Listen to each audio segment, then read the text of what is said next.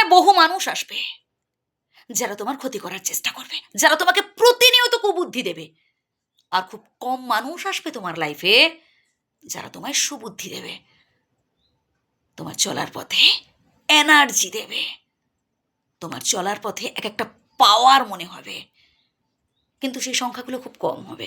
তোমাকেই খুঁজে নিতে হবে যে কোন মানুষটা তোমার জন্য উপযুক্ত।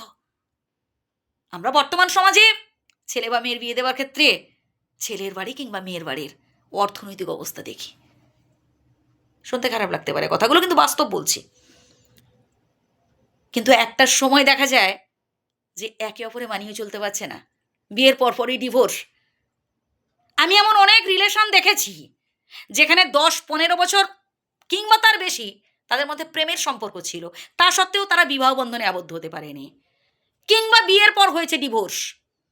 আবার এমন অনেক সম্পর্ক দেখেছি যেখানে একদিনের কথাবার্তা, বিশ্বাস করুন, জাস্ট একদিনের কথাবার্তাতেই বিয়ে পাকা, তারপরও তারা দীর্ঘ আমৃত্যু 40-50 বছর কিংবা তারও বেশি, এক কথা আমি আমৃত্যুই বললাম, একসাথে দিন যাপন করে গেছেন বা ইভেন এখনও যাচ্ছেন স্বামী স্ত্রী।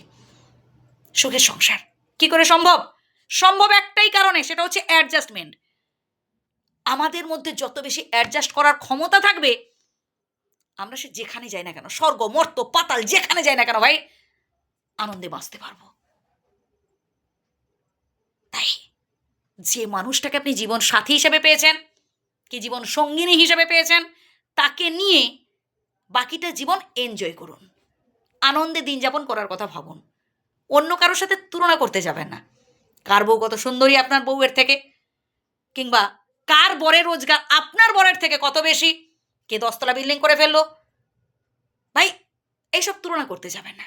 আমরা আবার অনেকেই আছি একে অপরের অতীত নিয়ে ঘাটাঘাটি করতে থাকি। আরে ভাই, আছি তো বর্তমানে, ভাবতে হলে ভাবুন না বর্তমানটাকে নিয়ে, বর্তমানে নিজেদের কতটা আরও সুখে রাখা যায়। একে অপরকে ইন্সপায়ার করুন। এখন মেয়েরা কোনো কিছুতেই পিছিয়ে নেই। আপনার যদি স্বামীর রোজগার কম হয় ভাই, আপনিও সৎ উপায়ে দুপয়সা উপার্জনের চেষ্টা করুন, সৎ উপায়ে। দেখবেন এতে আপনার স্বামীও খুশি হবেন, আপনি সংসারে দিতে পারলেন, আপনারও ভালো লাগবে। ঠিক তেমনি একজন স্বামীরও বোঝা উচিত তার স্ত্রীর দুঃখ কষ্টের কথাগুলো একটু রোমান্টিক হতে হবে। আরে ভাই, যে মেয়েটা তার শ্বশুর বাড়িতে এসেছে, বাবার বাড়ির সুখ শখ সব কিছু ছেড়ে সেই বাড়ি থেকে নিজের বাড়ি ভাবে, এটা তো তার নিজেরই বাড়ি। কথায় কথায় কখনো বলবেন না যে আমার বাড়ি থেকে বেরিয়ে যাও, এটা আমার বাড়ি। না ভাই, এই কথাটা কখনো স্ত্রীকে বলবেন না।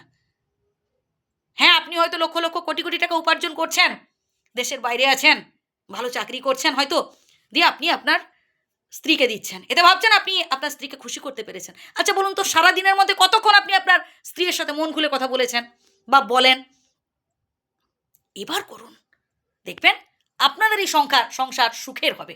ভালো থাকবেন, আমার শ্রদ্ধা নেবেন।